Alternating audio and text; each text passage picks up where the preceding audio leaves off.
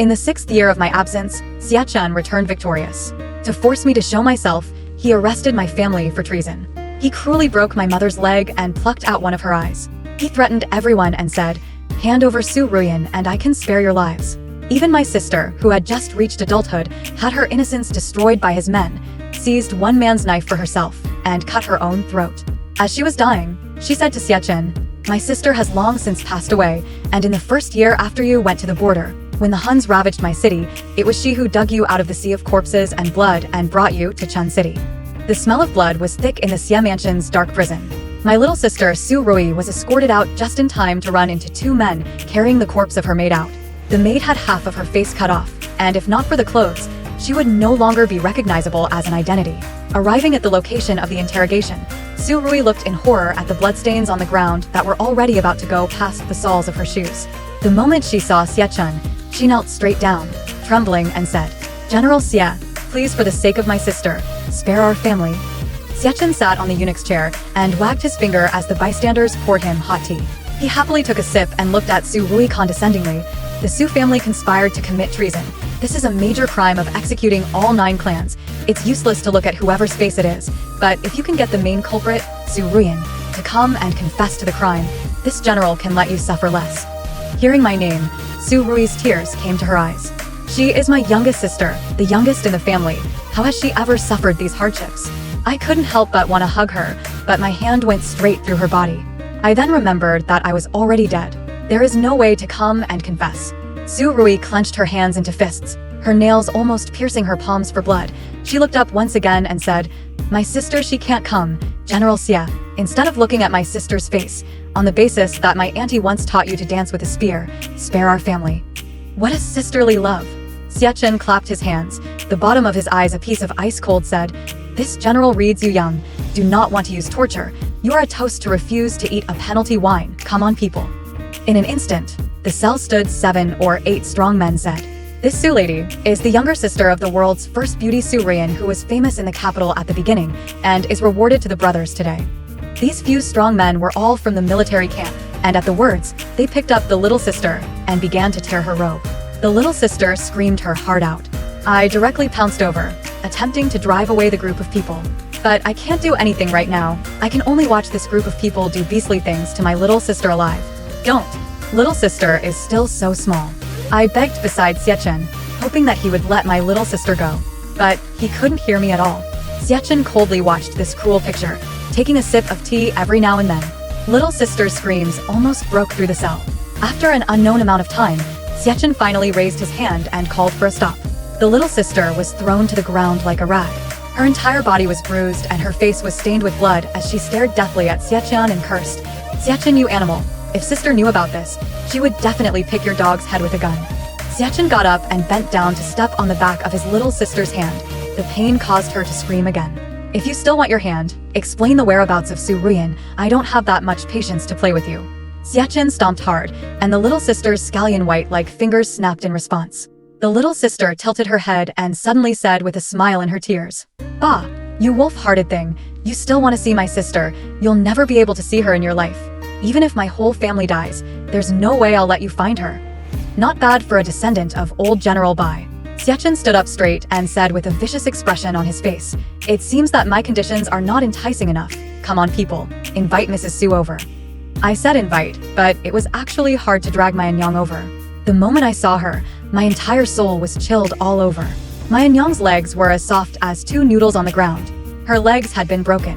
The moment my little sister saw Anyang, her pupils instantly dilated, and she crawled straight towards her and said, "Mother, mother." The person behind her directly grabbed one of her legs, making her unable to move. "Yoer, mother is fine." Anyang reveals a miserable smile. She looks straight at Xie Chen's gaze and says, "General Xie, you arrested our family for no reason and abused the lynching. Aren't you afraid that I will report to the saint after I go out?" Upon hearing this, Xie Chen unexpectedly laughed. His laughter was chilling.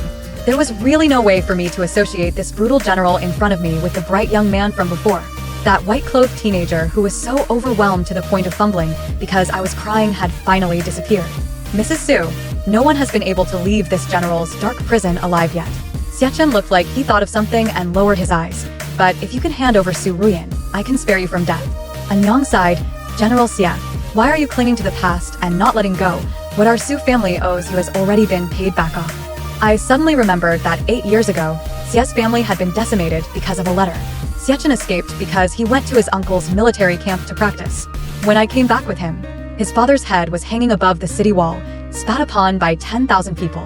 Who says it's paid off? Xie Chen seemed to recall the scene from that day. His gaze once again became ferocious as he directly choked in Yang's neck and said, "It seems like you guys are planning to harbor Su Ruyan to the end." Xie Chen's other hand opened and one handed a dagger. "What is this for?" I rushed straight up in a vain attempt to knock that hand away, but my fist could only go through. I watched as the tip of Xie Chen's dagger rested against Anyang's left eyelid. "Don't. Xie Chen, you let go of my Anyang. You let go of her." Su Rui cried hoarsely, her entire body struggling. The two men had a death grip on her shoulders. I'll explain. Explain, Su Rui. "Mother, don't." The entire room was filled with Su Ruyan's miserable screams.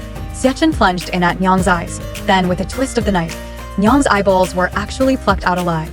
Blood flowed all over the place. My entire spiritual body froze in place. A sense of powerlessness filled my entire body. I couldn't wait to grab the knife of the person next to me and chop up this dog bastard. But I was already dead and couldn't do anything. Anyang fainted from the pain. Xie Chen kicked her away and once again walked over to the scared and pale Su Rui. He hooked up a smile and raised the still bloody dagger and said, "It doesn't matter if you guys don't say anything. When you see your heads, Su Ruyan will definitely show herself." No. "Don't." I knelt down directly facing Xie Chen and heavily kowtowed a few times. "Xie Chen, please let them go. Everything is my fault. Please let them go." Xie Chen's dagger pressed against Su Rui's neck. Su Rui gave up struggling and went to her death with ease. Just then, someone came to report. "General, Lady Yang is here." Xie Chen's hand lurched as he put away his dagger and said, "Take them down." Since I died, the spirit body could only stay with Xie Chen. As he walked, I floated along with him. I looked helplessly at Anyang and my little sister on the ground, wishing to turn into a stern ghost and bite Xie Chen to death. Xie Chen first went to bathe and change, then went to the front hall to meet Yang Yi. Upon seeing her, anger raged in my chest. If it wasn't for her and her father, how would my family and the Xie family, Xie Chen and I, have ended up in such a situation?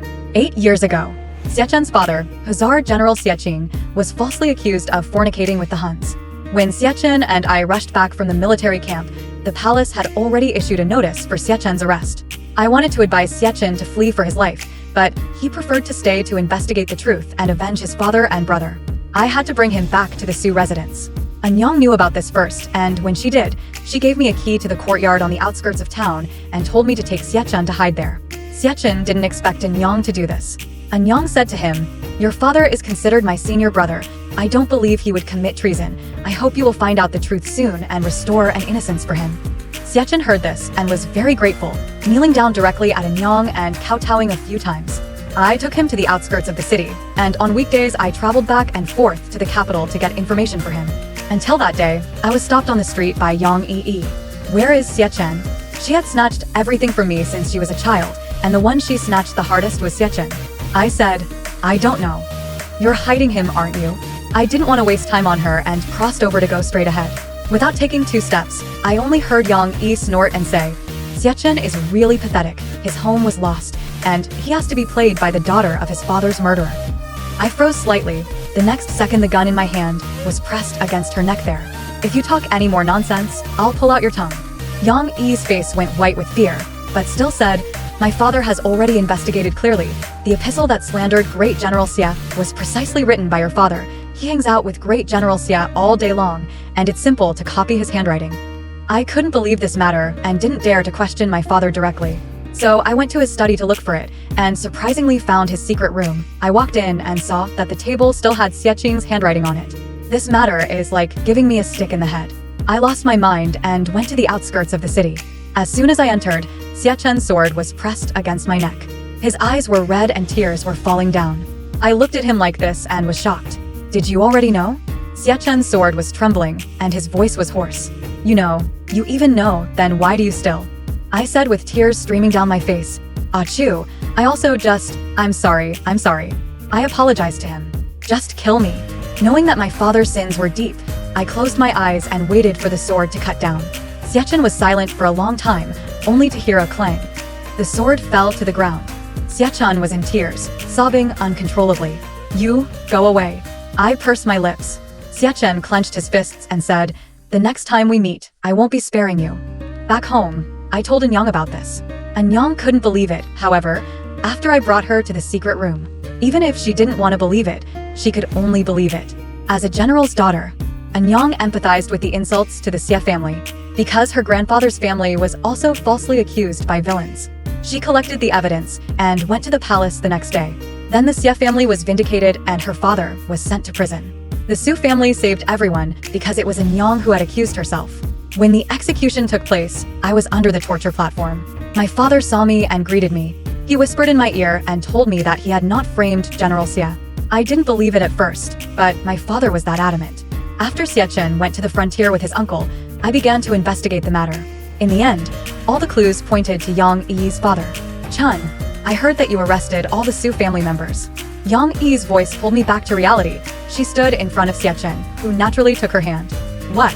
You're also going to persuade me to let them off the hook?" These days, countless people came to persuade Xie Chen to show mercy. The trial of the case back then had already ended, and Su Xiao had already been rightly punished. No, Su Xiao annihilated the Xie family's entire clan. Why should one death in her family be enough? It was then that I realized that Yang Yi and Xie Chen were one of a kind. Yang Yi said to Xie Chen, "I want to see what happens to them with my own eyes." Yang Yi couldn't wait for my family to finish dying. When I learned that my father was not the real culprit who plotted against Xie's family, I wanted to tell me Xie Chen the whole truth. Auntie gave me a fast horse and told me to head to Manchuria to find Xie Chen, and she would take care of the rest. But for some reason, there was a delay in hearing from the Yang family. After my death, Yang Yi appeared in full city and took my place. When going to the dark prison, Xie Chen carefully guarded Yang Yi, not wanting her to be frightened at all. As I watched this scene, my heart ached. In the past, Xie Chen also protected me like this. Little sister and Anyang were still sitting on the ground, and Anyang had already woken up. But her other eye was strange. Seeing Yang Yi, Su Ruyan became agitated, itching to rush straight over and tear her apart. Xie Chen kicked her against the wall. Dog, boy, and girl. Su Ruyan couldn't crawl up from the pain. Staring at Xie Chen dead in the face, she said, "Luckily, my sister was bent on loving you miserably at that time." Hearing these words, Xie Chen pinched Su Rui's neck and lifted her up from the ground. With a haze under his eyes, he said, "Where exactly did Su Ruyan hide?" Yang Yi's body stiffened slightly when she heard my name. Su Ruyan spat in his face and said, "You don't deserve to know." Xie Chen laughed again as he dropped Su Ruyan on the ground like a rag. "It seems like you still haven't served Lady Su well. Come on, people. Find some prison inmates to come over and serve Lady Su well."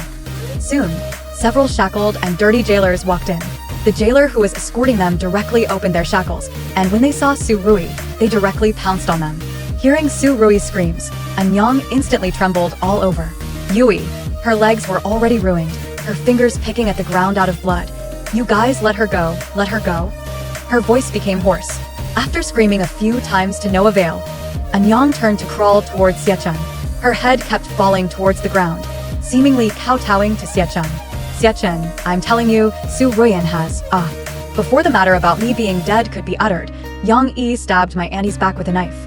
"Dog, Xie Chen is also what you call yourself." Xie Chen frowned, but ultimately didn't say anything. I was mad as hell and swung my fist directly at her. A dead man's fist can't kill. Anyang. My chest was suffocating unbearably. For a long time, Su Ruyan could no longer make a sound. After those prisoners withdrew, there wasn't a single good spot on her entire body. After seeing Anyang lying on the ground, Su Ruyan looked up to the sky and laughed and said, "Sister, did you see this? This is the man that your heart is yearning to protect." Xie Chen nuzzled his mouth and was just about to retort something. Su Ruyan used her last ounce of strength and directly snatched the knife of the guard next to her and placed it against her neck. "Xie Chen, don't you want to know where our sister is now? I'll tell you, she's dead. My sister died a long time ago. In the first year you went to the border, the Huns massacred the whole city. It was she who plowed you out of the sea of corpses and blood and brought you to Chun City, and finally,